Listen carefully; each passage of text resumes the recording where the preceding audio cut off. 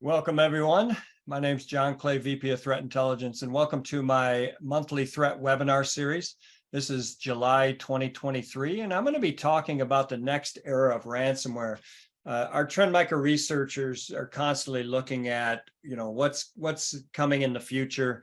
And they've been looking at ransomware for quite a long time and analyzing, what's working for the malicious actors, the adversaries, what isn't working, where do they think these things are going to go. So I'm going to give you some ideas around that today. Before we get started, if you have any questions, certainly feel free to put them into the Q&A option in your console. I'll try to take those at the end of this. And if I don't get back to you, or if I don't get to your question before the end of the webinar, I will try to get back to you after via email.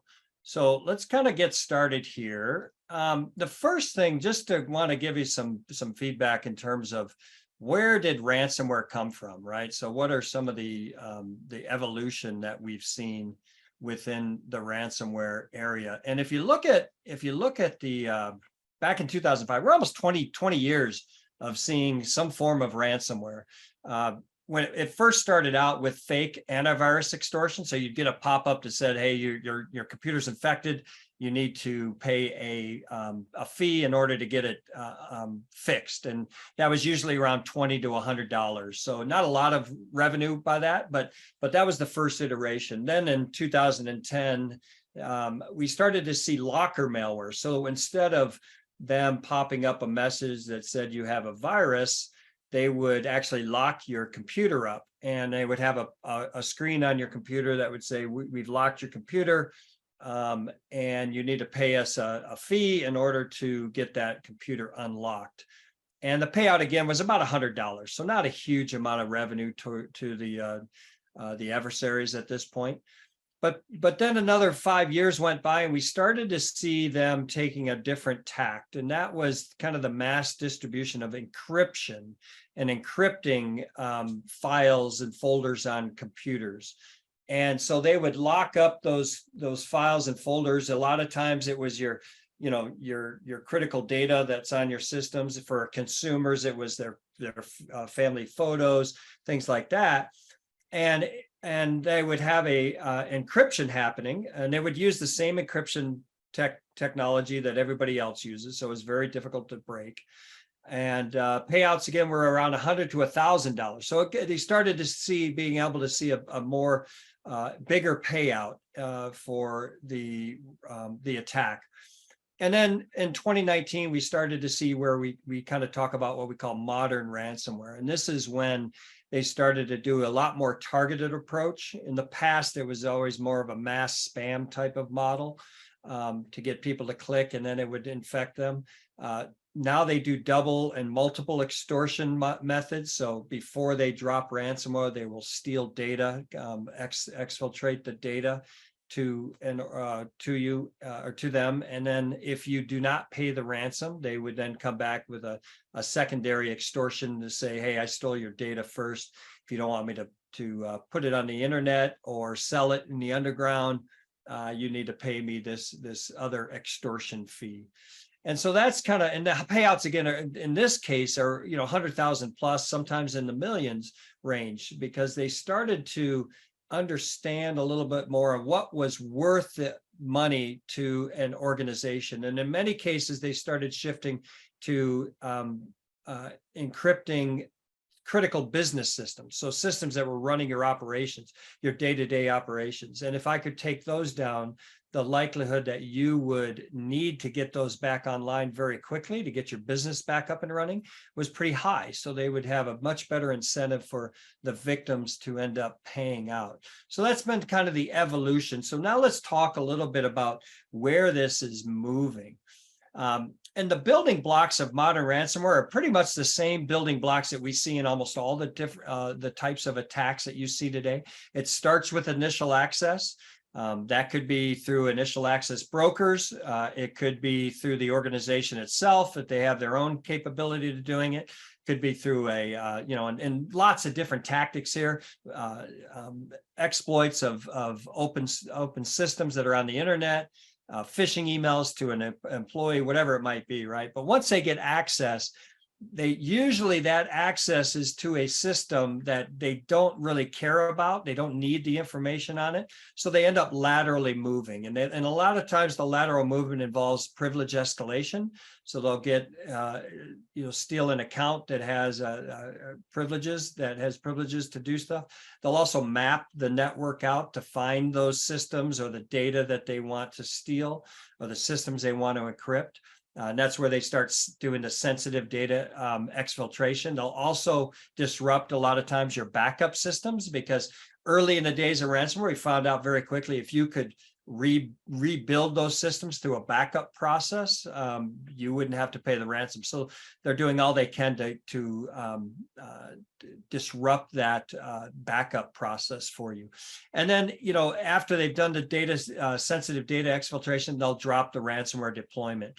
And that's when they do, primary extortion method. They may do the secondary extortion method if you don't pay the ransom for the ransomware. They'll do some money laundering in order to get that, with the Bitcoin or some cryptocurrency that they're charging you in. They would do some of that money laundering in order to get actual cash or goods out of that process. So this is just kind of the model that they used. And we're going to talk a little bit about how that may shift here in the future. So first, let's talk about triggers. So why do we think that there's a paradigm shift coming with the ransomware actors? And here's some different triggers that we're seeing in place. There's definitely an increase in successful law enforcement activities against these groups. So some of the countries are announcing more resources. They're to be used against the groups. Even intelligence agencies are starting to get into this. So we're putting a lot more pressure on that. Also, law enforcement is working together across the world. So Interpol obviously is a worldwide law enforcement agency, works with the regional law enforcement organizations in different countries, and they're getting better at communicating and collaborating as well. We at Trend Micro and a lot of our peers have been constantly monitoring these groups. If you haven't seen our ransomware ones that we put out a blog post every couple of months or every couple of weeks, looking at a different ransomware group. We just did one on the Play ransomware group. So we're constantly looking at these, we're monitoring these groups, and we're constantly updating their TTPs, their tactics, techniques, and procedures with what they're doing now. So keep a look at that. I'll share you with some resources that we have available, but a lot of our peers in the industry are doing the same thing. And we're sharing a lot of that information with law enforcement. So they're then able to take action at that point.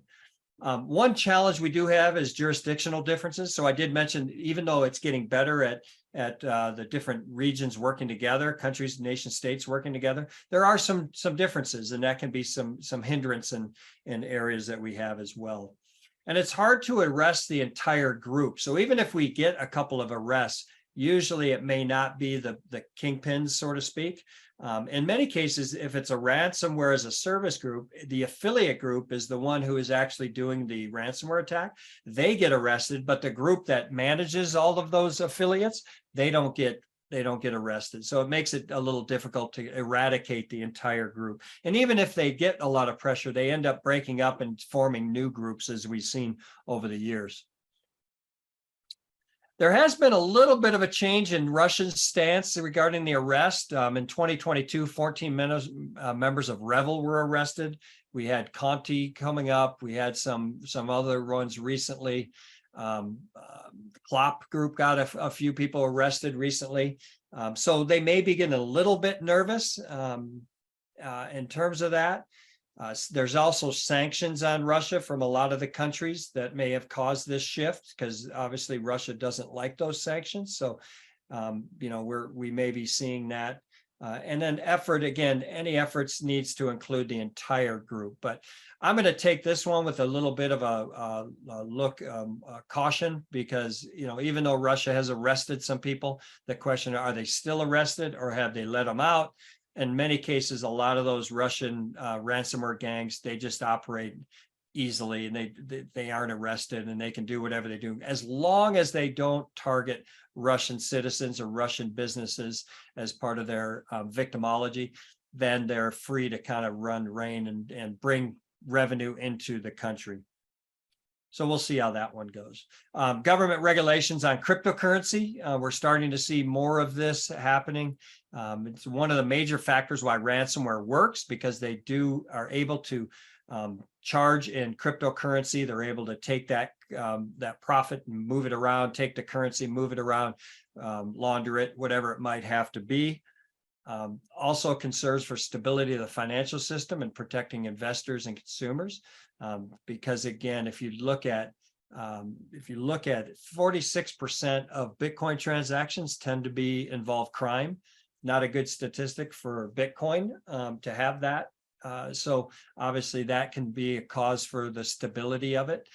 If almost half of your transactions are some form of crime related. So they're going to have to take a look at that. And that's why we're starting to see more regulations being put in.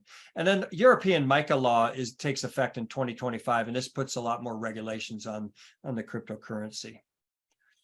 I mentioned more sanctions. These are actually some of the sanctions that they've put in place. The U.S. Treasury Department, Office of Foreign Assets Control, OFAC. You can see starting in 2016, they did it on some individuals, some groups.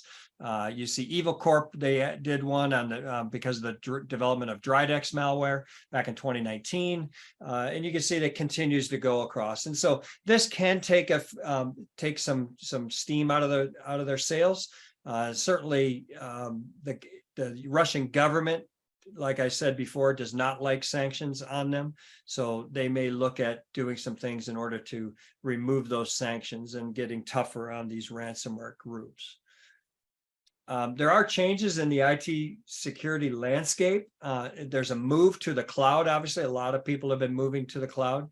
And if you look at, this has actually been a boon to some of the ransomware gangs. We'll talk about this as part of the evolution. But cloud systems are often accidentally left exposed, and it gives access to these ransomware groups pretty easily in terms of an initial access into the organization. Lots of potential for the attackers to find new ways into the victim's network when it involves cloud. So lots of different moving parts that the cloud utilizes, and it gives them different opportunities. Again, the attack surface of the cloud is quite broad, and it gives adversaries an opportunity to get in there.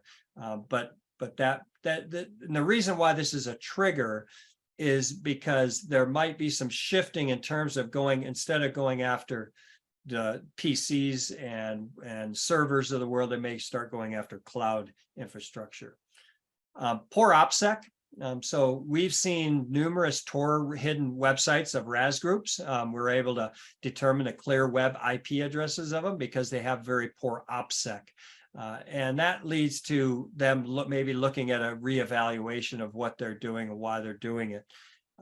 We can target group infrastructure. So we just recently worked with Interpol to help them in their African surge operation, and we provided them a bunch of infrastructure information, and they were able to take that and then take down that infrastructure that the criminals were using. We do the same thing with ransomware groups. We can, if we identify some of their infrastructure, we provide that to the folks that can then help take down that infrastructure. And then internet-facing servers of ransomware groups actors appear to be a major Achilles heel. You can see a lot of times in the double extortion that data that they stole, if the organization isn't willing to pay, they have a public website where they drop a lot of those data files on there. And so again, that can be, because it's internet-facing, it can give a lot of access to it. Depending on what they do there. If they have poor OPSEC, for sure, we can get access to that. So those are some of the triggers that we're seeing. And then based on those different triggers, we started to think, what are some of the evolutions in the ransomware that we could see here?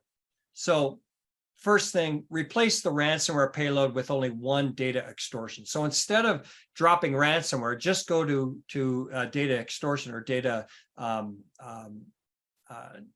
exfiltration model. And you saw this just recently with Clop, the Clop ransomware group.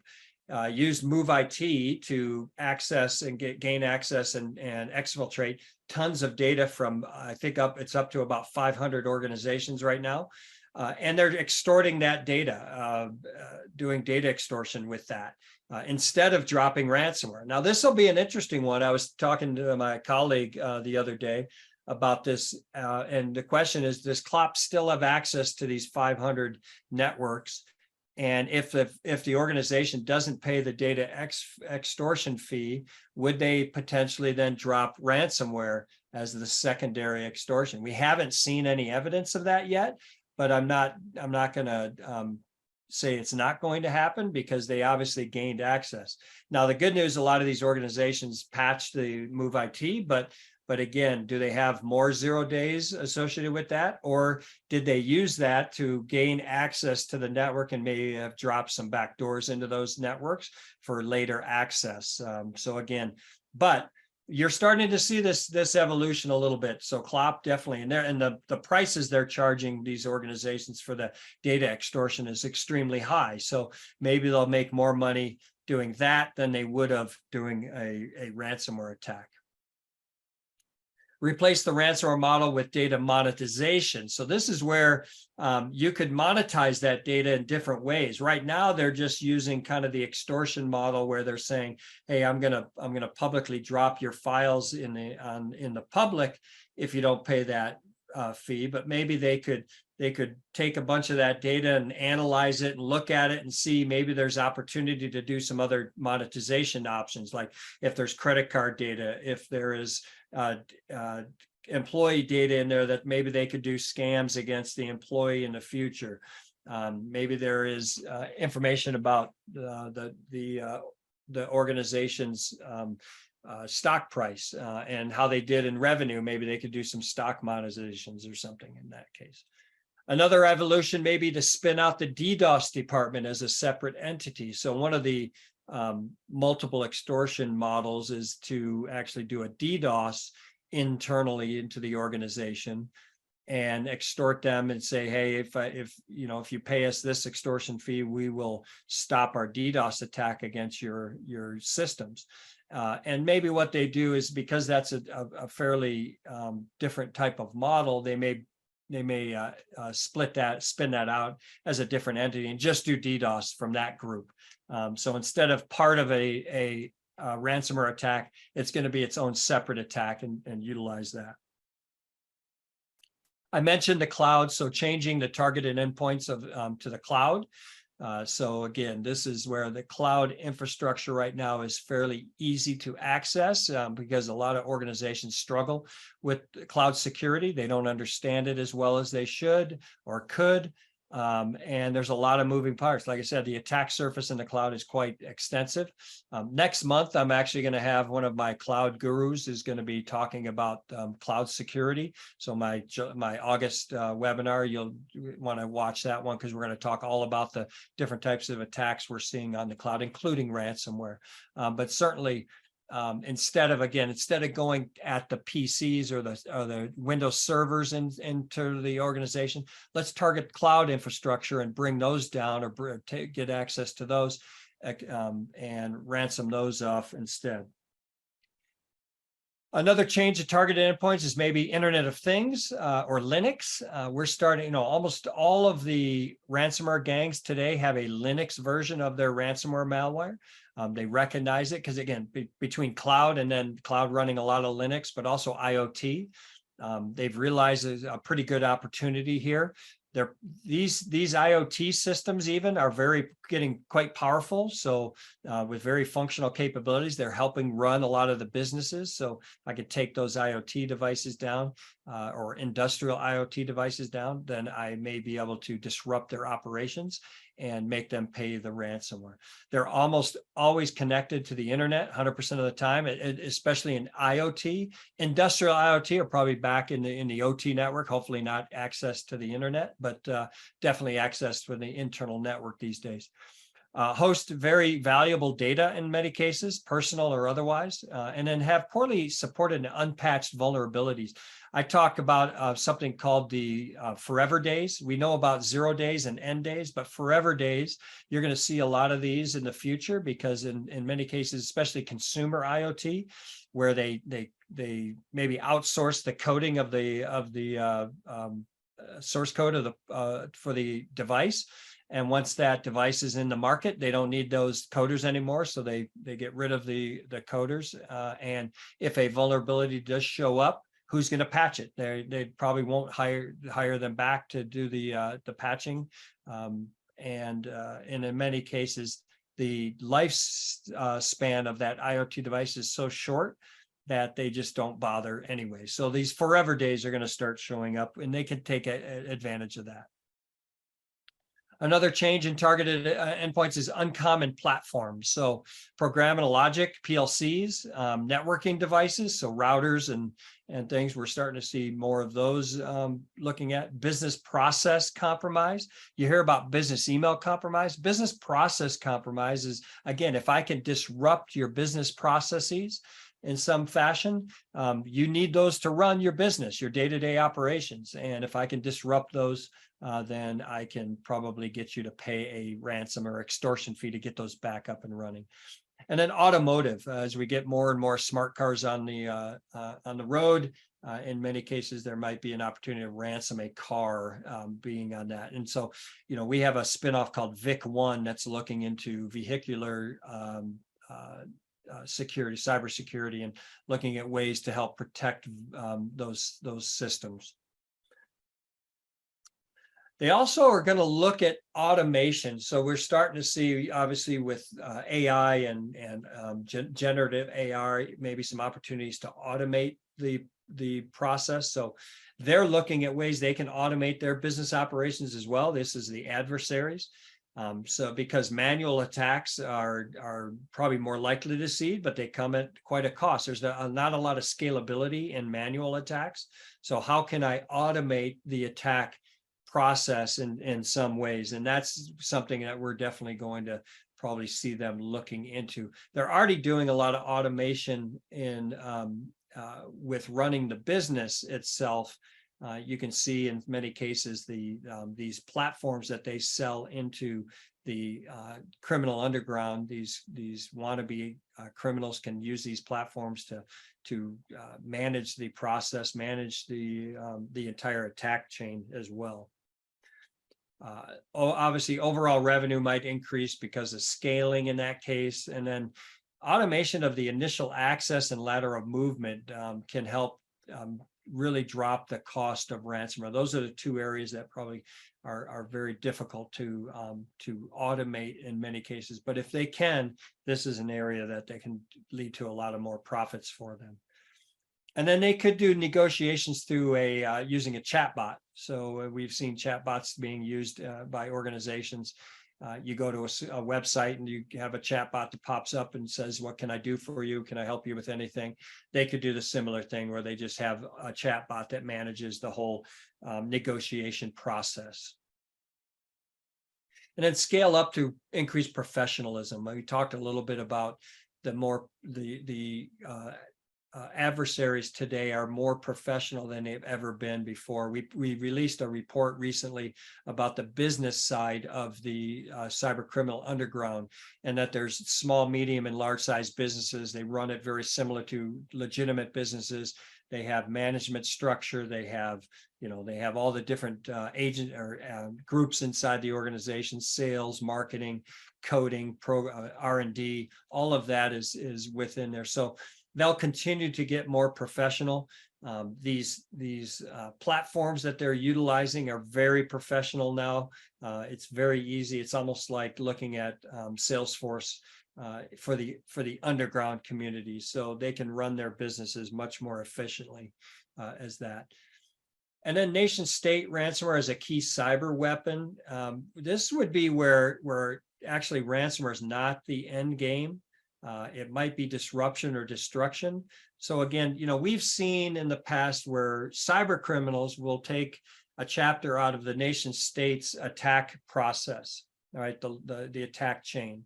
And they look at that and they see that nation states are very successful in how they attack organizations. So they've adopted a lot of these TTPs in the same way that nation states do. So they may also do a false flag operation. So maybe drop ransomware, but that's only because they're doing something else inside the network that they're more interested in doing. The ransomware is just a distraction. It's a false flag.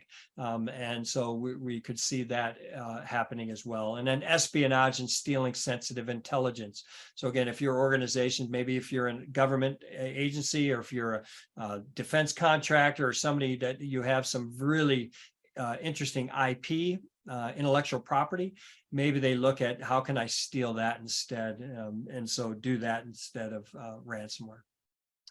And then adding zero-day research and purchasing to remove. So think about Clop recently had used the zero-day in the Move IT. Where did they get that zero-day? Did they buy it? Did they find it themselves? We don't know that answer yet, but certainly they utilize that zero-day to successfully compromise, and right now upwards of 500 organizations, and some of these organizations are very sophisticated organizations. So 0 days certainly could be a little more difficult. This is where the need for access brokers, and so they use access as a service. So that might be where they shift a little bit. They rely on the affiliates in this case. So they'll become the access broker and then sell that to the affiliates. Known vulnerabilities to open their way into the network, but again, a 0 day would be used typically in the initial access, but then once they're inside, they may also use end day vulnerabilities to laterally move or to do something else to get access to business critical systems. And then lastly, bringing all of this into the in-house. So this is where, a small business might be a one-person shop, two-person shop, but a large cyber criminal organization, like we saw with Conti, for example, when that information leaked, we learned that they have R&D, they have sales organization, they have marketing, they have legal. So bringing everything in-house might be an opportunity to lower the costs of the attack, overall attack, and increase their profits. Now I want to shift a little bit and talk about revolutions. We talked about the evolution. Now let's do revolution. Why do they want to have some revolutions?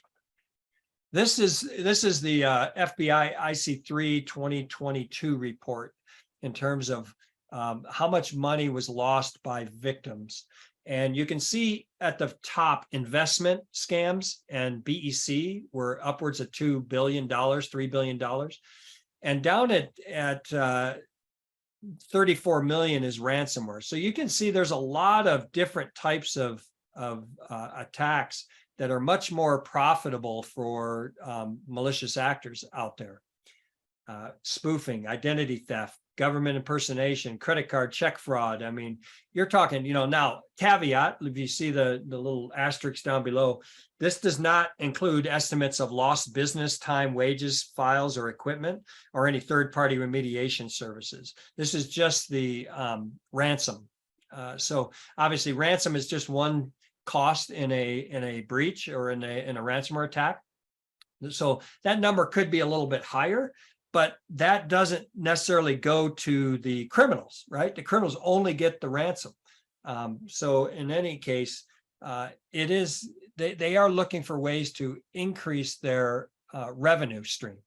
And ransomware may not be the best option because, as you can see here, BEC for sure is a much more profitable one, or more successful at 2.7 billion in losses versus 34 million in losses. So, and this is what's funny is that ransomware is in the news a lot, but BEC is not, and yet BEC is a multiple factor of more losses than we have with ransomware. So maybe we need the media to shift a little bit and start talking about the things that are truly affecting organizations' bottom line. So one revolution, maybe hacking into crypto exchanges, stealing cryptocurrency. They're very good at crypto. We know, for example, North Korea, the North Korea regime, they do very good at targeting crypto exchanges. It might be more profitable to go after crypto exchanges or stealing cryptocurrency, as a lot of businesses maybe adding cryptocurrency to their banking options. Then let's go in and steal that, right? You have to have a Bitcoin account if you're going to pay in Bitcoin. So instead of waiting for that ransom amount to pay in the ransom, I'll just go after your Bitcoin account instead. Maybe more effective, more efficient, and there might be more money in there than, because you're probably not going to, you're going to probably have an overage of that to make sure you can have coverage. Key players maybe start working for the government. So again, if the law enforcement is doing pretty good at arresting these actors, recruit these actors and allow them to continue their malicious activities, but patriotic hackers get a pass.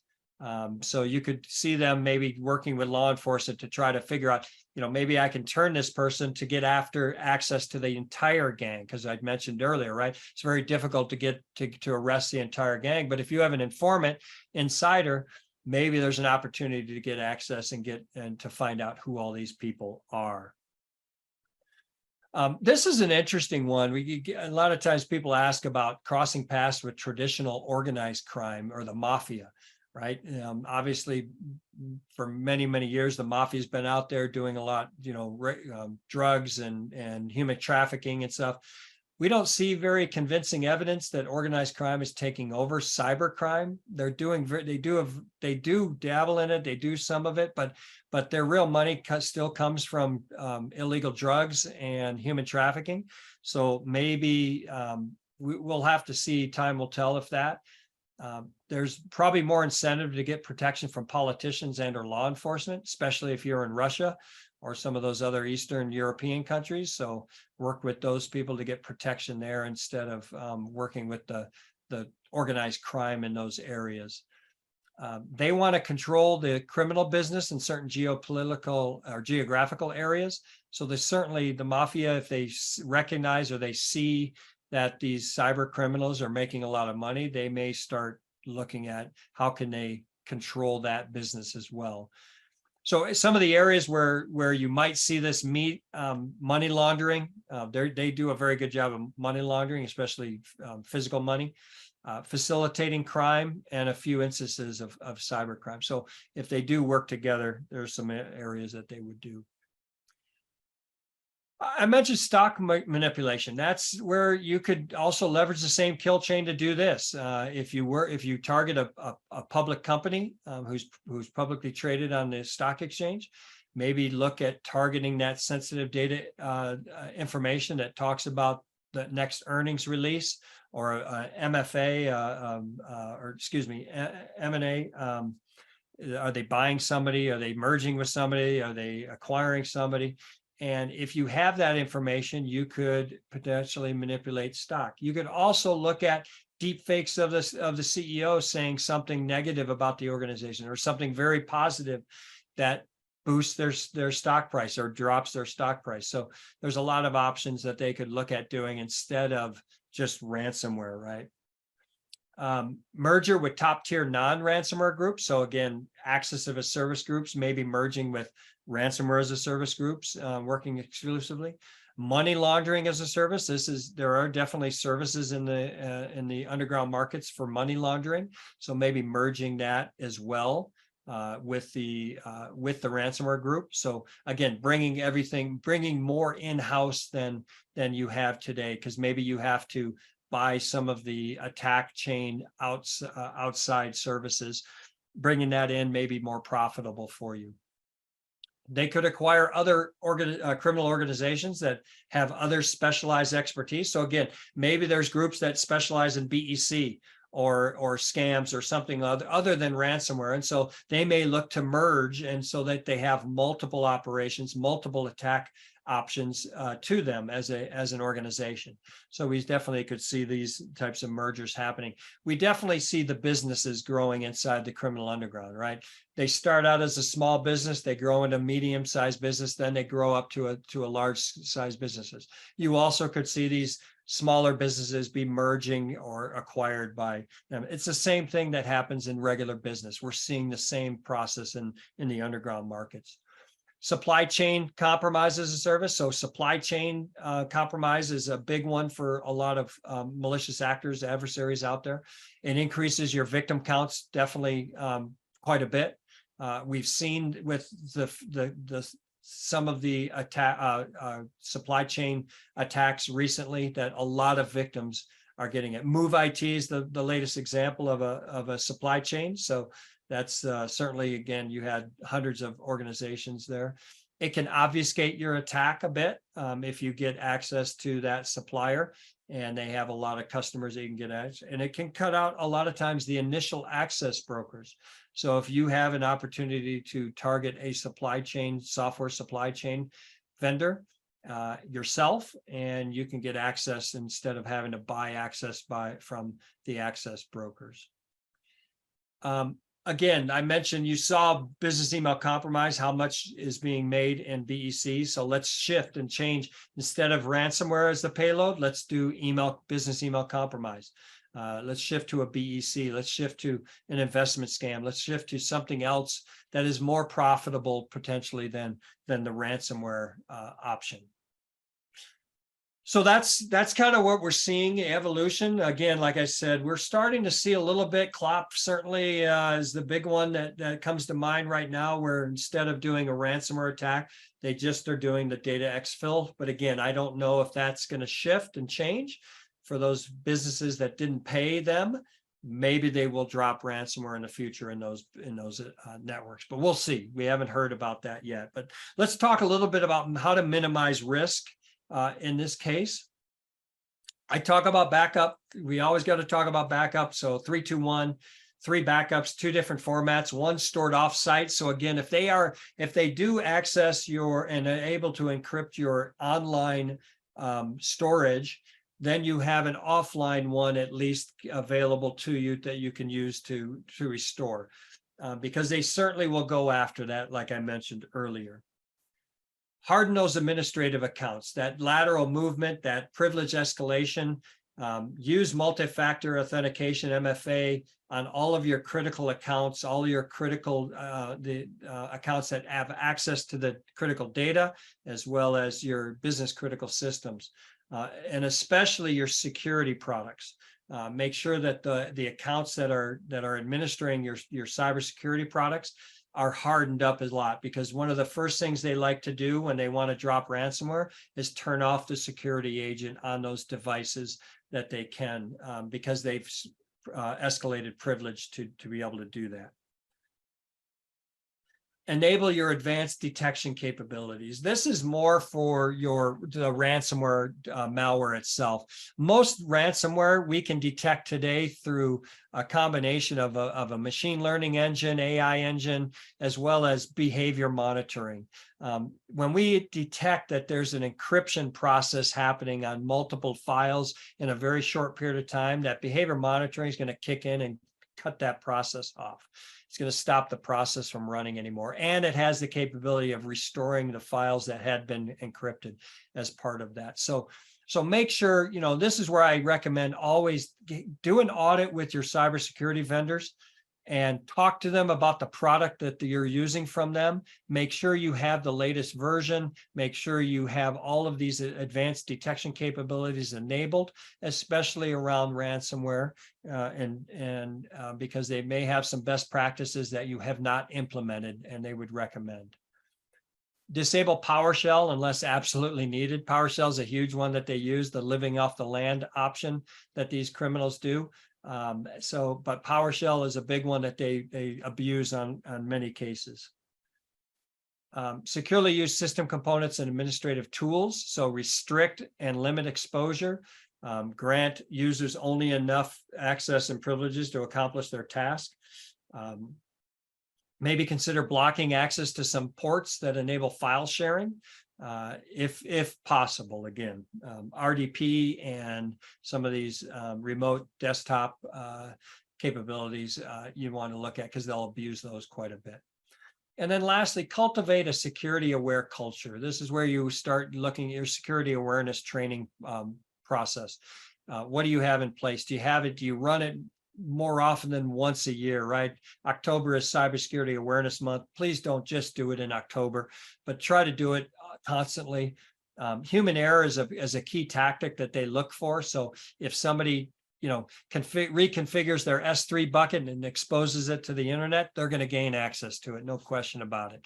So think about that human error option. Perform phishing simulations, and they can try to identify that, and develop that corporate-wide security awareness training program. If you don't have one, I recommend you do. Also, incident response plan. If you don't have one, please get one. There's a lot of resources out there in order to how to create one, but then you have to test it on a regular basis and make sure everybody is aware of their roles and responsibilities as part of that. Some resources we have on ransomware, if you go to our Ransomware Spotlight. So you'll get these slides, by the way, so you can click on it once you get there. But like I said, we publish spotlights on multiple ransomware gangs activities in their TTPs. We talk about everything associated with that. So that's a great resource for you if you want to learn about the different ransomware groups.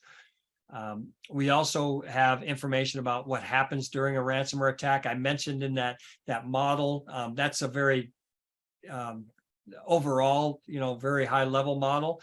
In this, we get into a little more detail on what's going on as well. So, and then lastly, the best way to stop a ransomware attack is block it earlier, the attack earlier in the life cycle of the attack.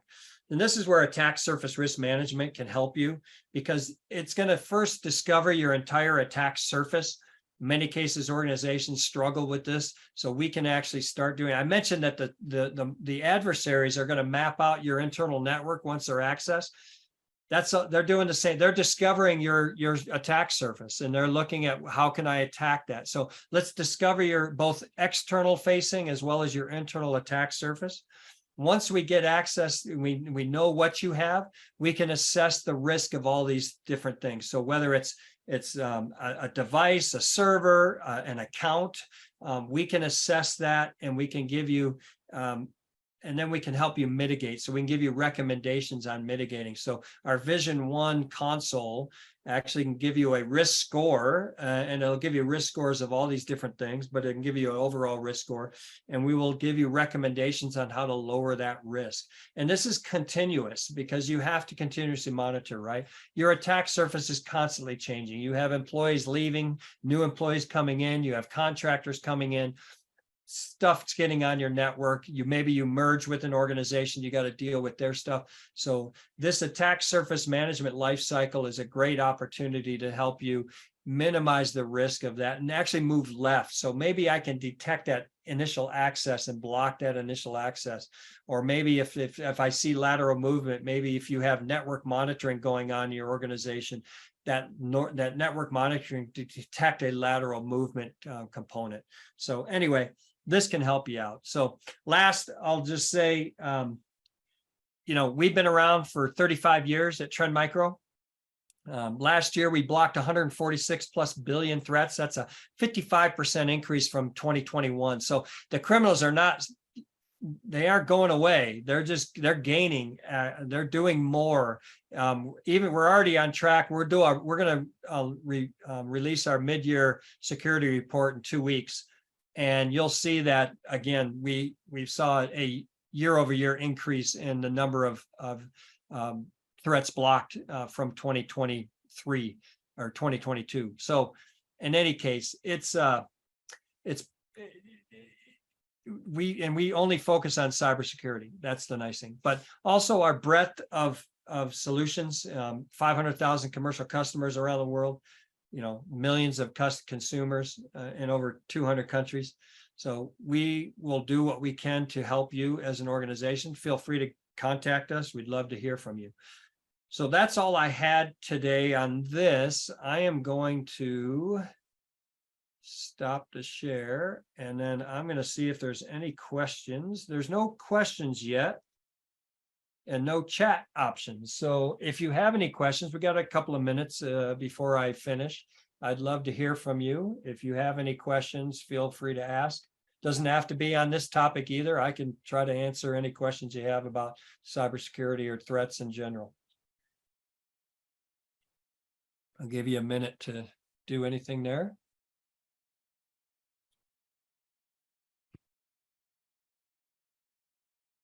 Yeah, David.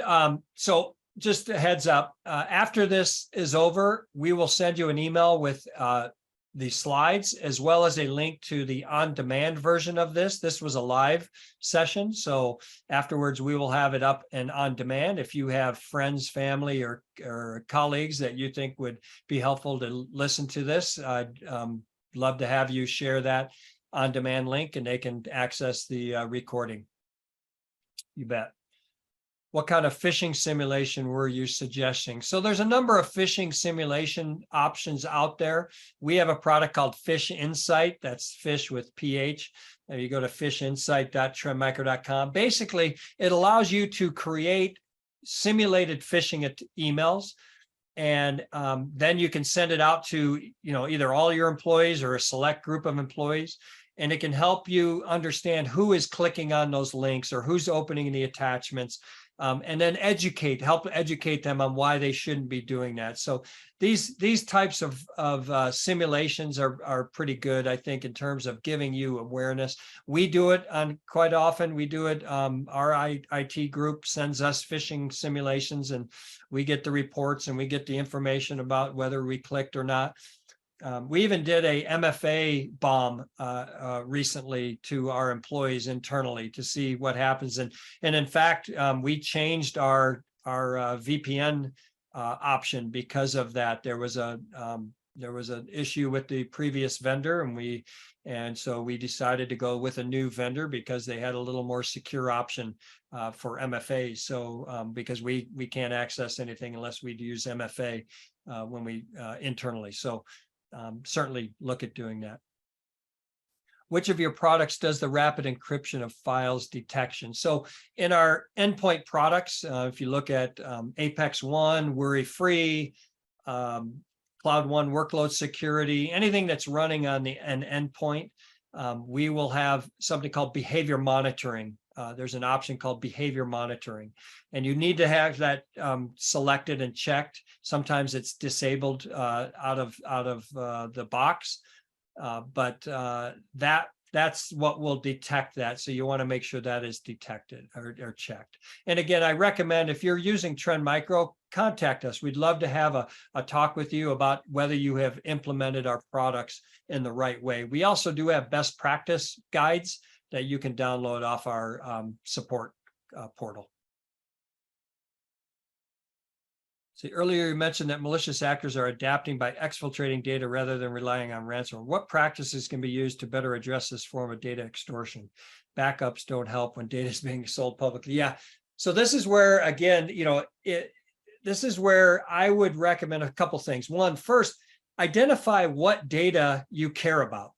If they exfiltrate data you don't care about, then you don't have to worry about it. But if you have critical data, sensitive data that they could get access to, again, how can you harden that up? Well, maybe it's MFA for anybody who accesses that data has to have an MFA associated with their email or their account to log in.